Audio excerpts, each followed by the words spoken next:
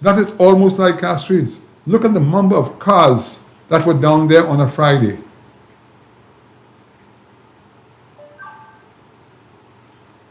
Look at the KFC. Look at the number of cars outside the KFC. Okay? Again, why did KFC go in? The confidence in this administration has shown investors that that is the place to go. Okay? Right. Don't forget, Sir John Compton said some 30 years ago, he predicted that Cul-de-sac was the place. That's a whole new city that's coming up there. Look at the start of it, St. Lucia. Look at the start of it. Let's go on. Right. Now, St. Lucia, listen to me very carefully. This is a very sore point with Michael Chastity. For the last 15 to 20 years, I've told successive administrations that if we want to improve our tourism industry and also the cruise line business, this garbage I'm looking at in front of me has to go. St. Castries is a very small harbor. You know what hurts me most of all? Look at that. Look at it. You think that is right, St. Lucia? I'm calling upon SLASPA and the Attorney General to do something and get rid of those things. Take that somewhere. There is no necessity to have to store boats like that in our harbor. And you know, as we know, because of the way it's circulated, when the stuff comes from the river, it all settles there, which is very, very unhealthy. Very unhealthy. Okay, look at that. Right? It doesn't take a genius to understand that. Look at this sunken boat. That boat sank in Castries Harbor. A fortune was paid to raise it. Why did they take it and put it there? Yeah. That is very poor thinking on the part of any administration to allow that. That cannot go on. And I'm calling upon the authorities to please review this thing and do something constructive about it. Get rid of those boats from there. That is not the place for that. Look at, for instance, right now, with people coming into Vieux Fort to have a port, a facility down there. And Castries is also a very important sector. What are they going to think when they see this nonsense going on? St. Lucia, I think that's the end of my photographs for today. I think that, am I right, technician? I think it's all over. Yeah. However, one thing I would like to do, technician, is that I would have a particular tape here by an individual, which I'm going to ask my technician to share with us. It's a tape of... Please. Okay, so... As I said... I want St. Lucia to listen carefully to this tape. He's a man. So he has it. He's going to show it, and then I'm going to give the audio on that too, because I don't think he has the... compulsive, blatant, liar, deceiver. Kenny, tonight I call you a categorical, compulsive, pathetic, categorical liar. Kenny, you are a mighty deceiver. You have deceived the House on more than one occasion. And I'll not tell you, take me to court. I'm no master. Do as you please. The Housing and Urban Renewal Minister expressed curiosity at several issues. Kenny Anthony fired 3 senators. Not because they oppose him, you know. Because they simply requested more information. You fired them, Kenny, didn't you?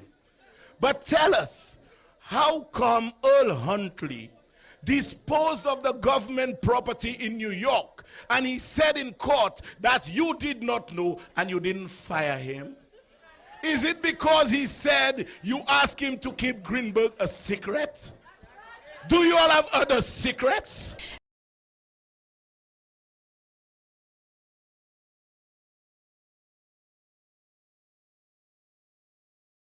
Fired them, Kenny, didn't you? But tell us, how come Earl Huntley disposed of the government property in New York, and he said in court that you did not know and you information? You fired them, Kenny, didn't you? But tell us, how come Earl Huntley disposed of the government property in New York, and he said in court that you did not know and you didn't fire him? Is it because he said you asked him to keep Greenberg a secret? Yes, that's the same thing. Yes. Okay, Do you all have Kamla, other so I do have audio, but you need to show the actual pictures. I have the audio, you don't, but you have the pictures. So can you put it back up on the screen, please?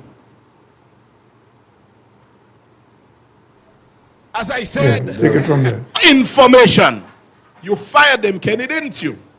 But tell us, how come Earl Huntley disposed of the government property in New York and he said in court that you did not know and you didn't fire him? Is it because he said you asked him to keep Greenberg a secret? Do you all have other secrets? So that is one, and then I think we have another one where it's something in regards to a. But you're not giving that. Well, On more, what he's playing is not what I just highlighted. So he has something different than what I have. So I think what he has is the one I'm trying to get here, and I'll get it. But so Michael, why are we, if you don't mind, why are we playing this? For the people who could understand. So this is the one he have. Yeah. As I said, This is it. when it comes to Stevenson King, Yeah, he's put on a man. the photograph again. You, Dr. Kenny Anthony, as I said, when it comes to Stevenson King, he's a man. You, Dr. Kenny Anthony, you are a pathological, compulsive, blatant liar, deceiver. Kenny, tonight I call you a categorical, compulsive, pathetic, categorical liar. Kenny, you are a mighty deceiver.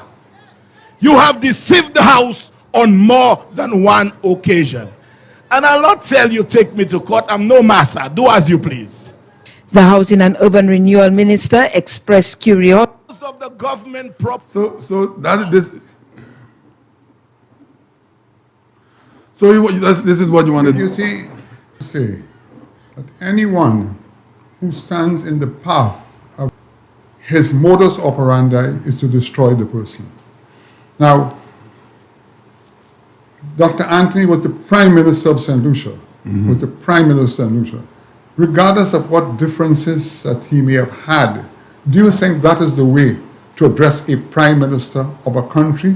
That kind of So Michael, watching this video, those two last videos, and I know Mr. Frederick very well. Mr. Frederick and myself, we have gotten into our little times, so I know him very well. Do you think those statements caused Kenny Anthony, Dr. Kenny Anthony, to fold some? Definitely. He put pressure on him, okay? He put pressure on him, and they crumbled because of that. Because of these two statements? These comments, okay? And many other things. You heard what he said about Greenberg, all that kind of thing. That frightened them. As a result of that, okay, we will make the evidence available of what transpired subsequent to that to those comments being made. Boy. You know, That is a road we said we would not spend a lot of time on it. No. But you see what has happened here recently in his attack on the Prime Minister of St. Lucia, the current Prime Minister, Michael Shastey, Dr. That is the modus operandi of the individual, to destroy, and to destroy. Okay? Now, You know, they don't understand, Champagne. There's something called the Office of the Prime Minister. And in all fairness, I mean, Peter Josie is next to me here. When George Odlum crucified Compton, what he did, he hurt the office of the Prime Minister. Not John Compton. The Prime Minister is the most powerful office in the land. You cannot do those things. but Sir Michael, you are also a human being. Yes. And those attacks, and some people may say, oh, Sir Michael, don't be bothered with these things. But I want to say something here this morning. You are a human being. You have helped this country in many ways. The Prime Minister is your son. Correct. If Champagne was to level something at the Prime Minister, you, as the Prime Minister's father, would not just sit by and allow it to go through. Yeah. And not just you, Brother Peter, myself. Yeah. We all have And feelings. you know why, Champagne? It has been going on for 5 It's years. been going on for a long time. It's consistent. Been The going on for a lies, long the time. lies, the lies, the lies about this. Now- And, you know, and coming from whom? Now, listen to this. Yeah. The gentleman, I know him very well. He is not going to stop. I could say this Yeah. today, he will not That's stop. the nature of but, the guy. But here's the thing.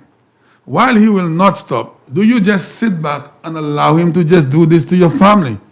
What do you say on that, Brother Peter? Do you allow someone to just continue to malign a family member of yours? No, but I've made my position clear on these things.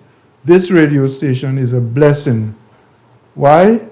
Because it has the capability of replying in English and in Creole Right. to any attack on the government, the party, or any individual. So this is part of the function, to explain why the individual is doing that, to see that there are people who have no shame. They have lost their credibility.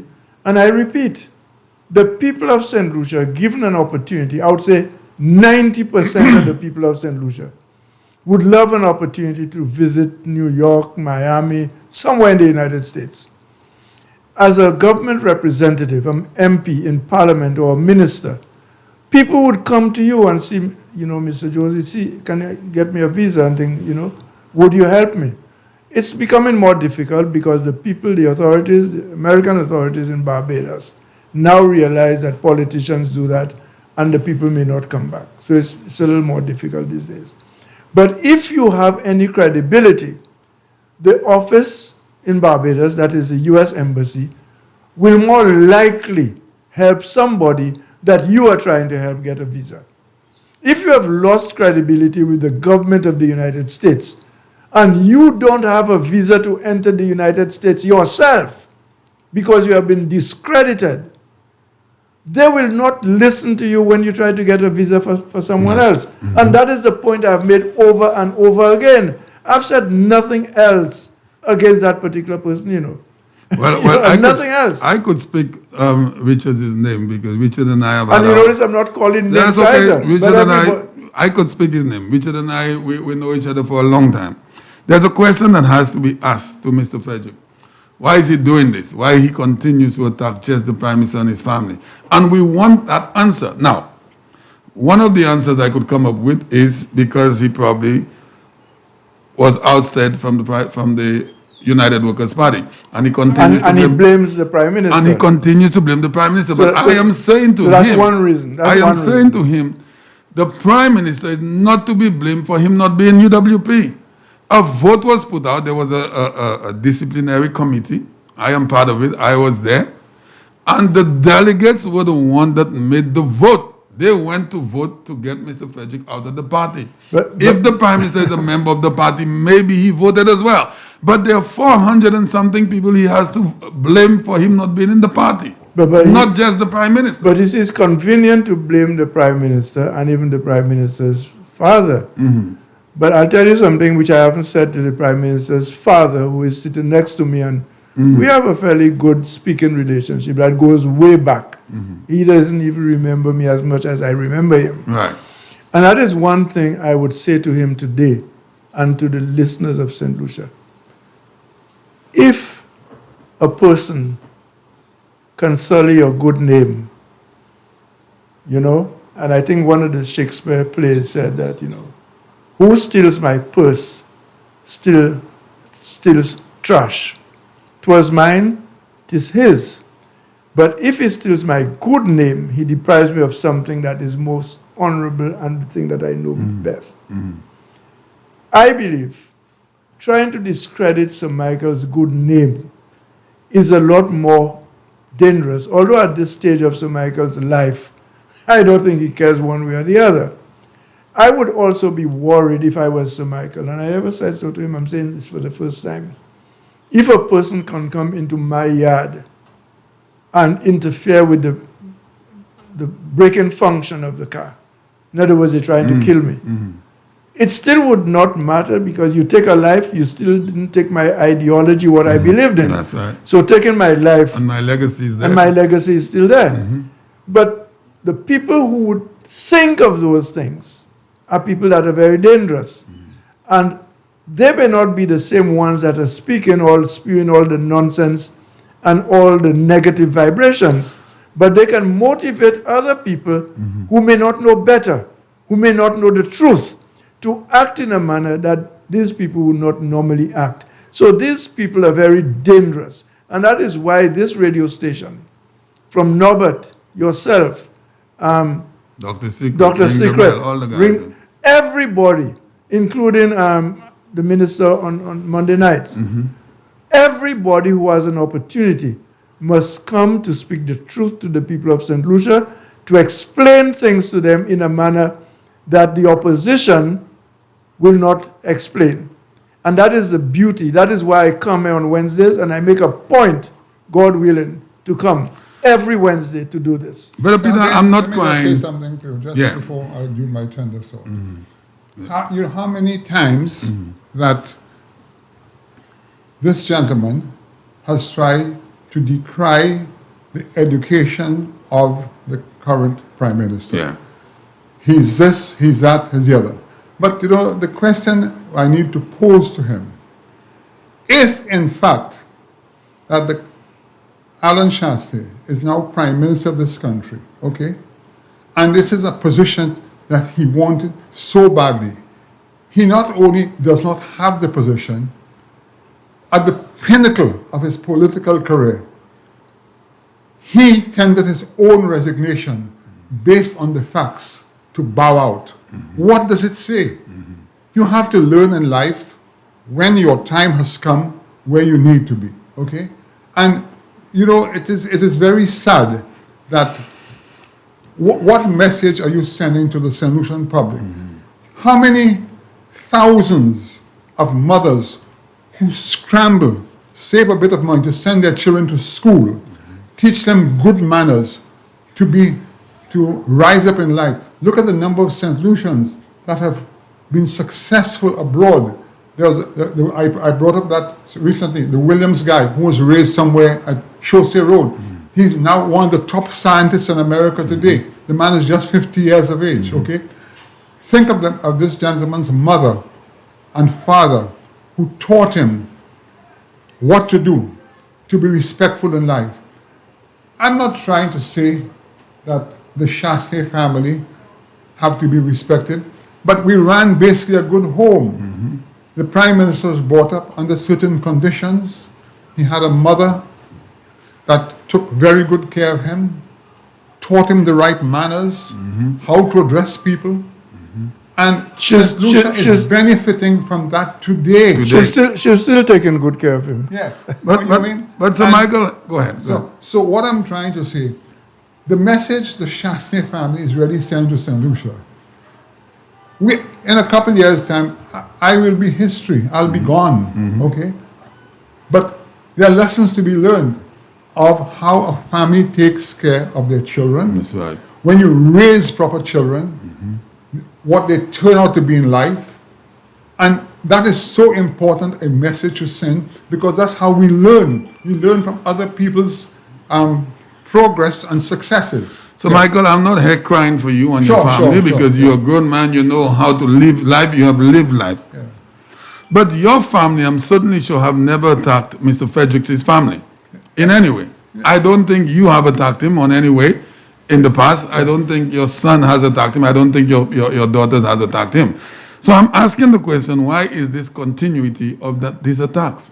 Somebody said to me, Champagne, only yesterday, called me and said, Mr. Shastri, you have two problems. Richard Frederick hates your son and he's jealous of you. That's what they said to me. Maybe a possibility. Yeah. And that answers the question. Maybe a possibility. And how much more is he going to make a fool of himself?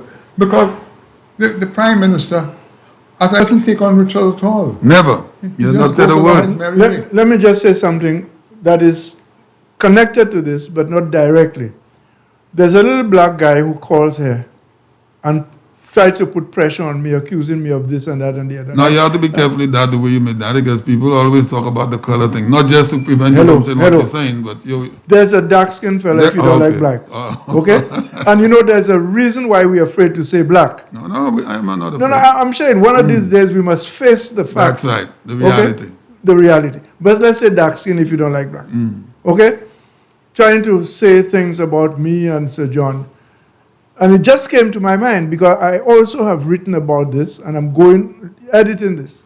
When Sir John was not well, came back for the last time to save St. Lucia, there was a group of people who were new ministers, first elected to government, with Sir John. They ganged up against this guy, the old Sir John was in his 80s then.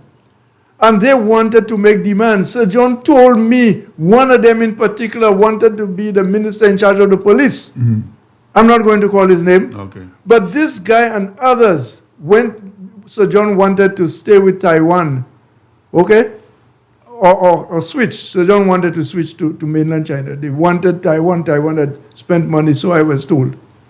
They literally were responsible for Sir John's death.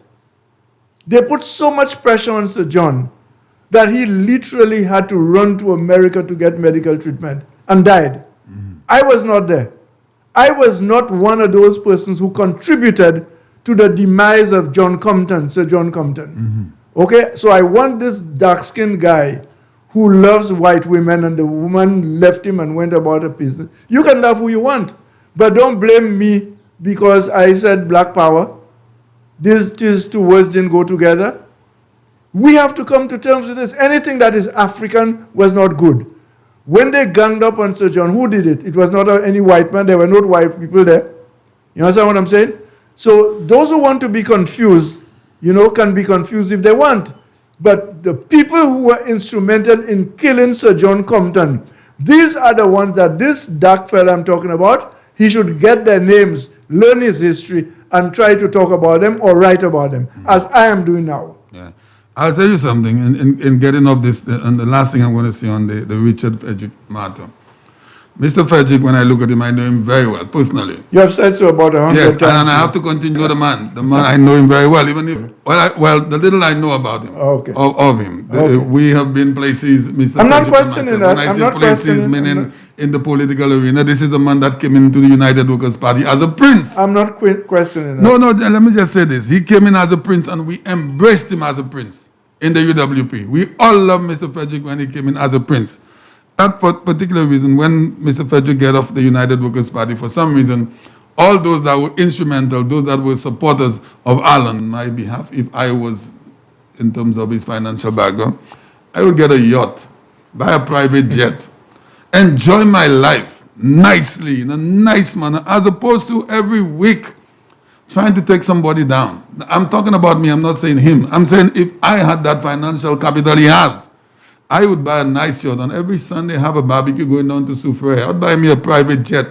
Enjoy myself. But Champagne, as opposed to going and selling people's names. Champagne, your problem is you're thinking in one particular way because, again, the person you are. You're probably, you know, a man who has been blessed by his mom, although you said your mother died when you were 2 years old. And you probably had an environment of being nice to people and being good to people. That's for sure. But this is the mind that is causing you to say what you are saying now. But you cannot look at any other person, Champagne. Take my word, you can't look at any other person. I agree. And judge what is in his mind. I agree. Unless what is coming out of his mouth that he takes. I'll ring the bell on that. I agree. All right, St. Lucia, I think anything else we want to discuss before we open the lines? There's one thing I really wanted to touch on, and I will say to the Prime Minister, I want to say to the Prime Minister and to the Minister of Sports, are you listening to me? I'm there. Our team in the World Cup